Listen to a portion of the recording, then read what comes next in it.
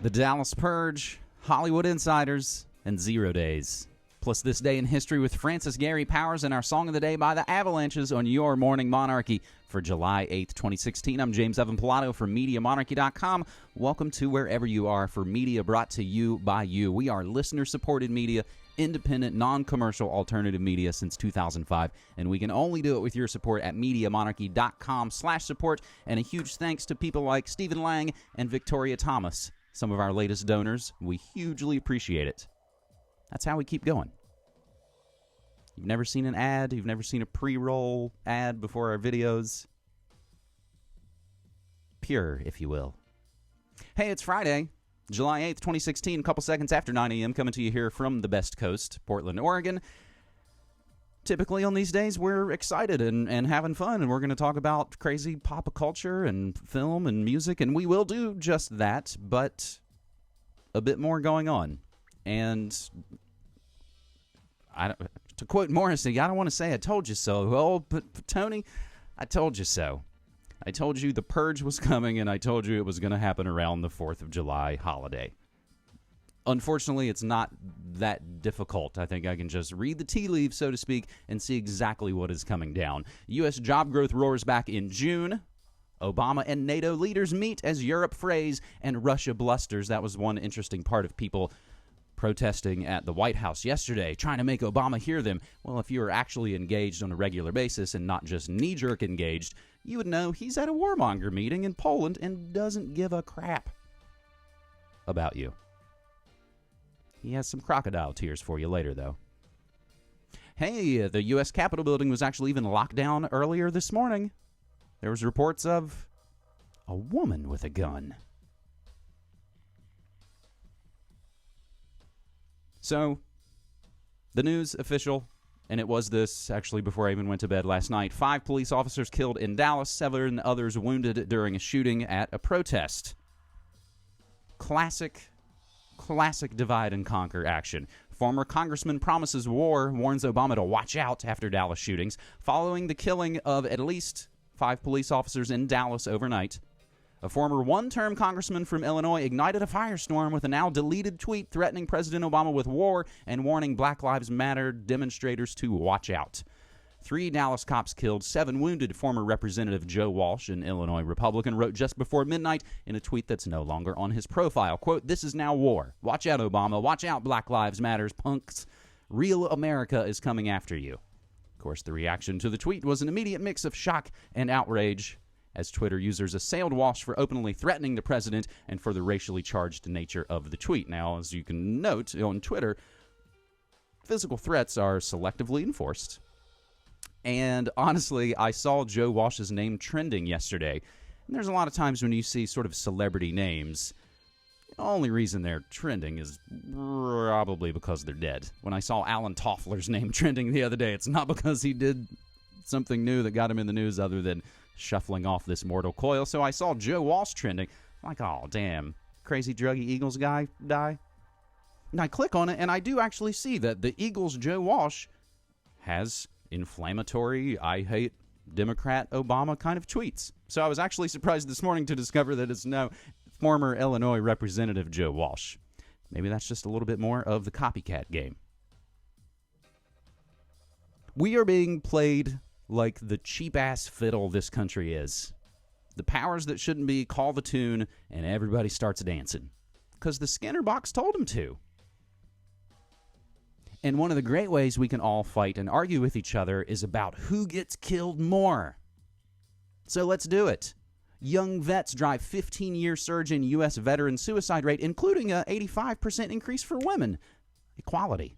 The suicide rate among veterans has surged 35%. I like that they use the word surged.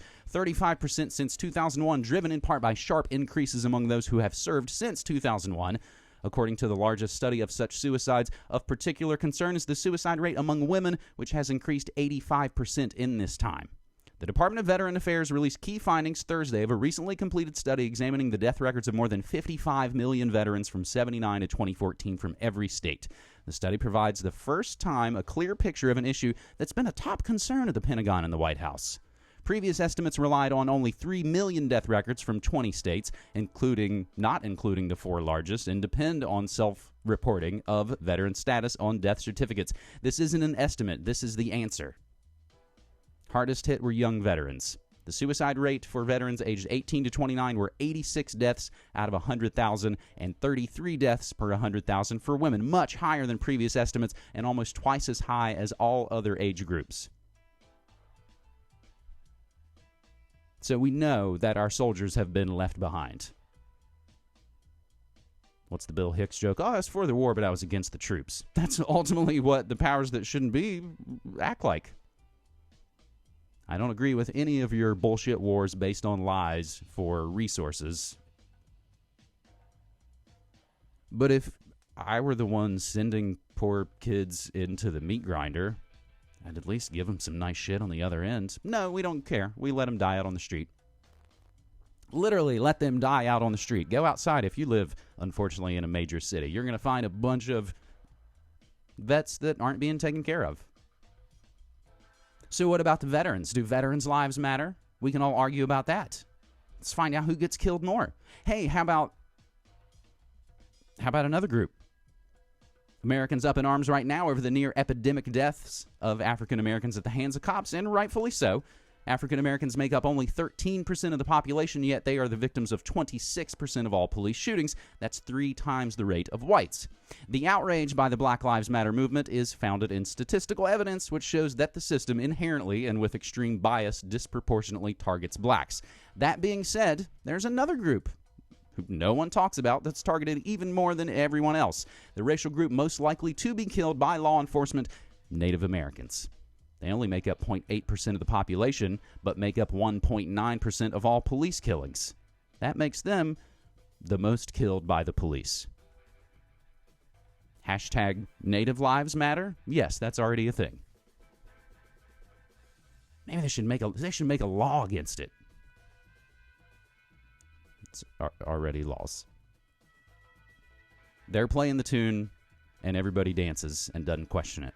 Our buddy Lauren Coleman of Copycat Effect, of course, gets into the esoteric name games of what goes on. He was talking 24 hours prior to all of this about the Wicker Man deaths and then wakes up to Wicked in Dallas.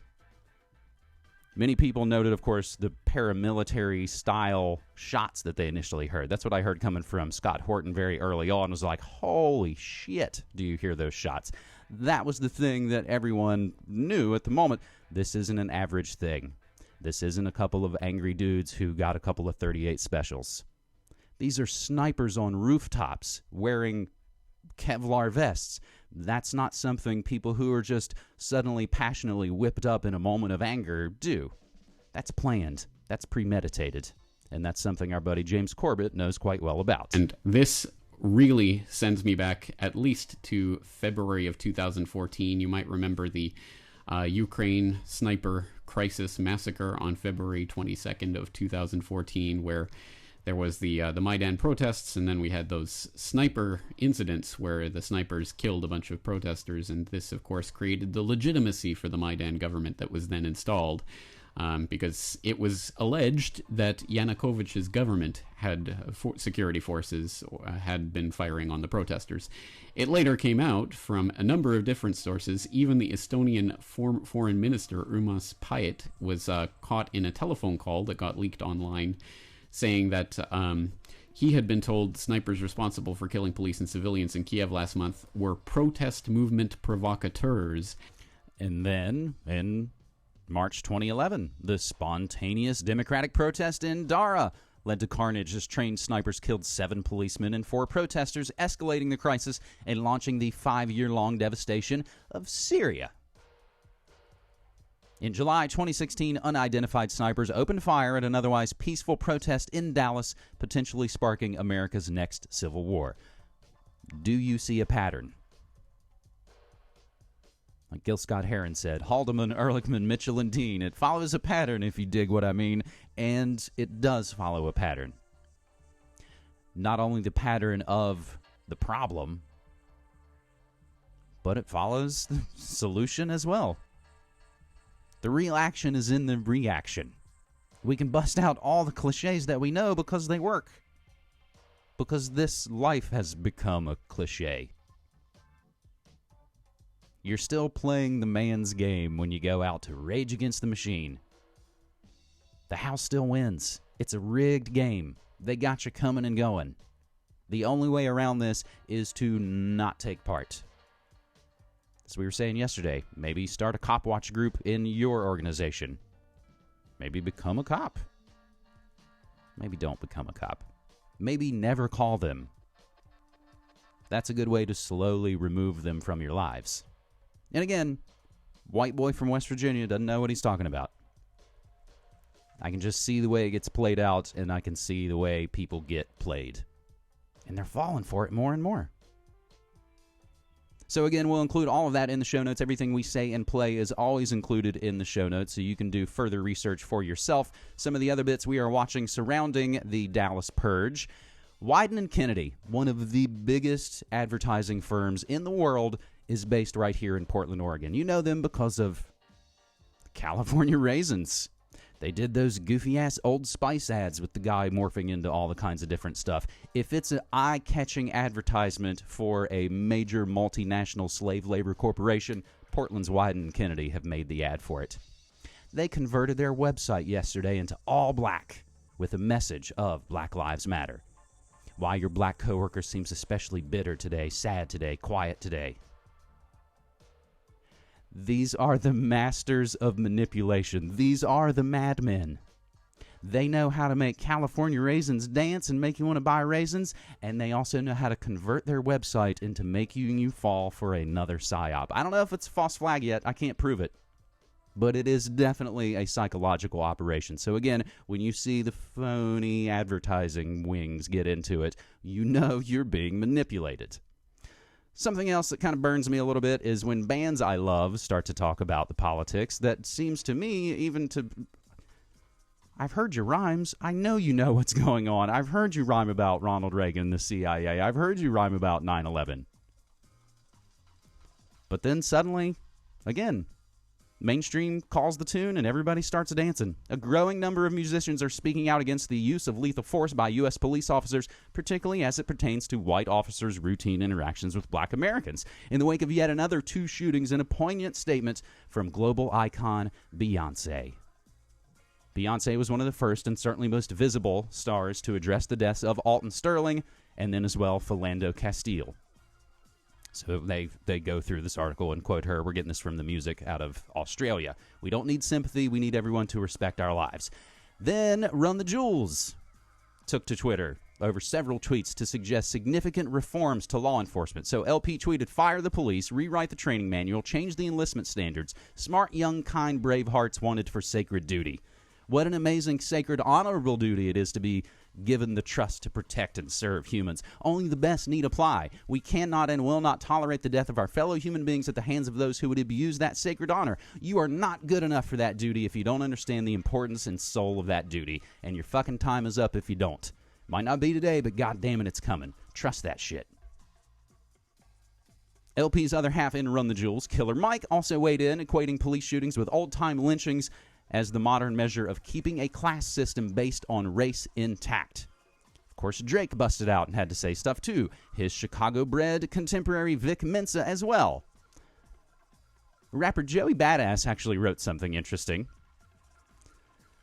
about how he thinks the government is attempting to foment a new racial civil war. Quote, they are simply pushing us to our limit so that we can all get together and rebel so that it makes it easier for them to kill us. Joey Badass dropping the truth. My problem with situations like this, whether it's Beyonce or Drake, you are a fundamental part of this system. You are a front man for a major multinational media conglomerate.